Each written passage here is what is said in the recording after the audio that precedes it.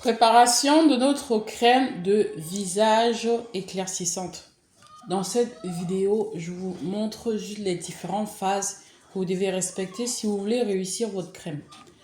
Là, je vais commencer déjà par renverser ma phase huileuse. Donc ça, c'est des huiles, des scies, des émulsifiants, des co-émulsifiants qu'on fait chauffer à 75 degrés. Là, j'ai renversé ma phase huileuse. Je vais venir rajouter ma phase aqueuse qui est composée principalement d'eau, glycérine, un stabilisateur. Je suis en général la gomme Xanthane. Mais en ce moment, je suis en train d'expérimenter d'autres stabilisateurs qui sont beaucoup plus puissantes. Donc là, vous renversez. D'accord? Voilà vos deux phases. Quand vous renversez comme ça, vous prenez, généralement, moi je prends ma spatule. Hein. Faites pas attention à ma spatule. Mon concentré de curcuma là, trop coloré. Mais ça reste très propre. On désinfecte automatiquement. Vous désinfectez automatiquement les filles. Sinon, vous allez contaminer vos produits. Aujourd'hui, je n'avais plus mes huiles en réserve. Je me suis dépannée. J'ai utilisé deux huiles, comme vous pouvez remarquer, l'argan et le jojoba. Ça, vraiment, c'est pas où j'ai l'habitude de me fournir, mais j'ai été obligée de prendre là parce que c'était une commande d'urgence. Là, je fabrique 10 crèmes de visage éclaircissantes. Donc, voilà, les filles, vous remuez. En général, quand vous mettez la phase aqueuse et la phase huileuse, vous remuez comme ça. Vous remuez, vous voyez, là, ça commence à blanchir, ça blanchit. Quand on est à ce stade, on va sortir son mixeur. Moi, je suis quelqu'un, je prépare tout à l'avance. J'aime pas m'embrouiller, surtout que quand j'ai trop de trucs à faire, j'aime pas aller à la dernière minute. Je vais chercher le mixeur parce qu'il est je sais pas où. Donc là, j'ai déjà mon mixeur électrique que voici. Je commence à mixer ma crème. Normalement, vous devez fouetter comme ça pendant minimum un quart d'heure. Donc là, moi, je vais fouetter ma crème et on va y revenir. Désolée, hein, les filles, je ne sais pas si vous remarquez, ma crème, elle mousse. Il faut votre crème mousse quand vous la fouettez. Si elle ne mousse pas, ça veut dire qu'il y a un problème. Là, ça veut dire que l'émission se passe très bien. Voilà, les filles, je vous expliquais en fait que quand la crème mousse, c'est bon signe. Ça veut dire qu'en fait, le mariage entre l'eau et l'huile se passe bien. Vous allez avoir une crème super stable, bien, comme il faut.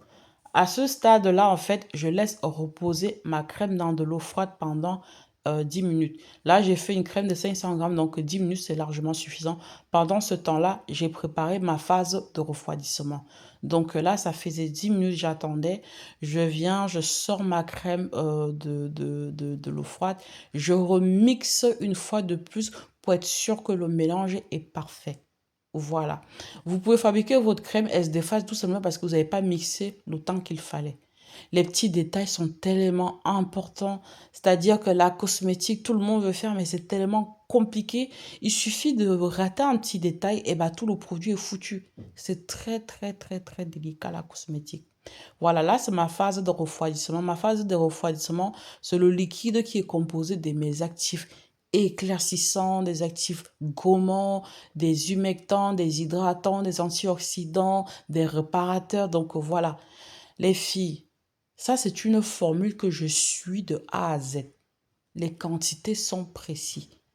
Si je fabrique 1 litre, j'ai pas les mêmes quantités que quand je fabrique 500 grammes. Tout est précis. Bon, les filles, il y a un truc qui me chiffonne un peu ce jour-ci. Quelques clients là qui viennent acheter les actifs cosmétiques et me demandent comment ils vont les utiliser. Les filles, s'il vous plaît, si vous n'avez aucune connaissance en cosmétique, parce que vous avez vu Pierre ou Paul acheter les actifs, faire ci, faire ça là, ne faites pas ça. La cosmétique là, c'est pas un jeu d'enfant. C'est une école.